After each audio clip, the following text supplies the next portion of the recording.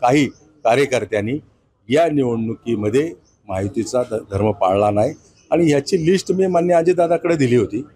या संदर्भामध्ये काही कार्यकर्त्यांनी काम केलं नाही, परंतु 100% जर कार्यकर्त्यांनी काम केलं असतं तर समोरच्या उमेदवाराचं डिपॉझिट देखील राहिलं नसतं। मावळ लोकसभेत श्रीरंग बारणे यांची हॅट्रिक होणार की संजोग वागेरे यांना खासदार होण्याची पहिली संधी मिळणार याबाबत वेगवेगळे अंदाज बांधले जात आहेत, परंतु श्रीरंग बारणे यांनी नेमका काय अंदाज बांधलाय? गेली 2 लोकसभा त्यांनी जो अंदाज बांधला होता तो तंतोतंत खरा ठरला होता। आप्पा, तुमचे अंदाज खरं तर प्रत्येक वेळी खरे ठरतायत, मात्र यावेळेला तुमचे विरोधी उमेदवार संजोग वागेरे यांनी सांगितलं की 1,72,704 मतांनी ते निवडून येणार आहेत। तुमचा काय अंदाज आहे नेमका? मी तुम्हाला सांगतो, मावळ लोकसभा मतदारसंघामध्ये महायुतीचे 6 विधानसभा मतदारसंघामध्ये आमदार आहेत। त्या 6 विधानसभेच्या मतदारसंघातील आमदारांनी माझं चांगल्या पद्धतीने काम केलेले। या मतदारसंघामध्ये 2 महानगर आहेत, मोठी महानगर आहेत, पिंपरी चिंचवड शहर आणि पनवेल शहर। या महानगरामध्ये महायुतीला मानणारा मोठा मतदार आहे। उभाटा गटाची कुठेही या मतदारसंघामध्ये ताकद नाही, या अगोदरही नव्हती, आताही नाही। आणि या मतदारसंघामध्ये जे झालेलं मतदान आहे, एकूणच मतदान चिंचवड विधानसभा मतदारसंघामध्ये पडलेल्या 3,22,000 मतदानापैकी मला सर्वाधिक मतदान हे 2 लाखापेक्षा जास्त मतदान पडेल। या मतदारसंघामध्ये 1 लाखापेक्षा जास्त लीड राहील। पनवेल विधानसभा मतदारसंघामध्ये जे मतदान झाले त्याच्यामध्ये जवळपास मला 1,70,000 ते 80,000 मतदान पडेल। त्या ठिकाणी देखील माझं लीड हा 70,000 ते 80,000चं राहील आणि हे लीड खरं तर पुढे तोडू शकणार नाही समोरचा उमेदवार। एकंदरच 6 विधानसभा मतदारसंघामध्ये महायुतीचा उमेदवार म्हणून मला मोठं मताधिक्य झालेलं आहे आणि या मतदारसंघामध्ये मला लीड देखील मोठं राहील।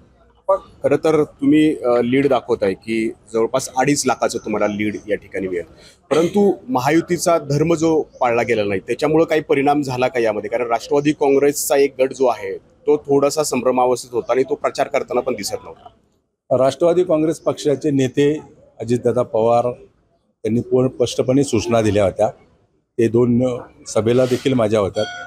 त्यांनी सूचना देऊन जो तळातला खालचा कार्यकर्ता होता, आमदारांनी चांगलं काम केलं, पदाधिकाऱ्यांनी चांगलं काम केलं, पण काही कार्यकर्त्यांनी या निवडणुकीमध्ये महायुतीचा धर्म पाळला नाही आणि ह्याची लिस्ट मी मान्य अजितदादाकडे दिली होती। या संदर्भामध्ये काही कार्यकर्त्यांनी काम केलं नाही, परंतु 100% जर कार्यकर्त्यांनी काम केलं असतं तर समोरच्या उमेदवाराचं डिपॉझिट देखील राहिलं नसतं। पार्थ पवार जर आले असते आपल्या मतदारसंघामध्ये तर त्या वर्गानेही काम केलं असतं, कारण पार्थ पवारांचा पराभव झाल्याची सल या सगळ्या कार्यकर्त्यांच्या मनात होती। या निवडणुकीमध्ये तसा कुठलाही प्रकार नव्हता। अजितदादांनी स्पष्टपणे त्यांची भूमिका मांडली होती आणि या सगळ्या निवडणुकीच्या ह्याच्यामध्ये पार्थ पवारांच्या मातोश्री बारामती मतदारसंघातून उभ्या होत्या।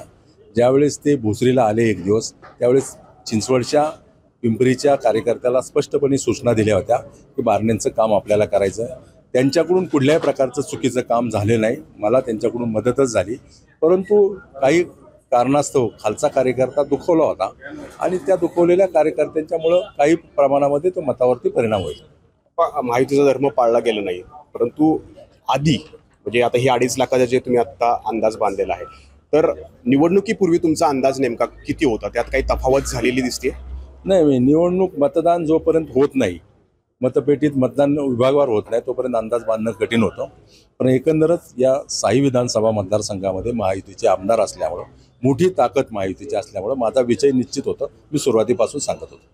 तर संजोग वागेरे यांनी 1,72,000 मतांचं माझा विजय होईल असा अंदाज बांधला आणि श्रीरंग बारणे यांनी 2.5 लाख मतांनी माझा विजय होईल असा या ठिकाणी अंदाज बांधलेला आहे। परंतु 25 लाखाहून अधिक मतदार जे आहेत त्यांनी नेमका कुणाला कौल दिला आणि कोणत्या उमेदवाराचा म्हणजे श्रीरंग बारणेंचा की संजोग वागेरेंचा किती मतांनी विजय होतो हे 4 जूनला स्पष्ट होणार आहे। नाजिमुल्ला, एबीपी माझा, पिंपरी चिंचवड। एबीपी माझा, उघडा डोळे बघा नीट।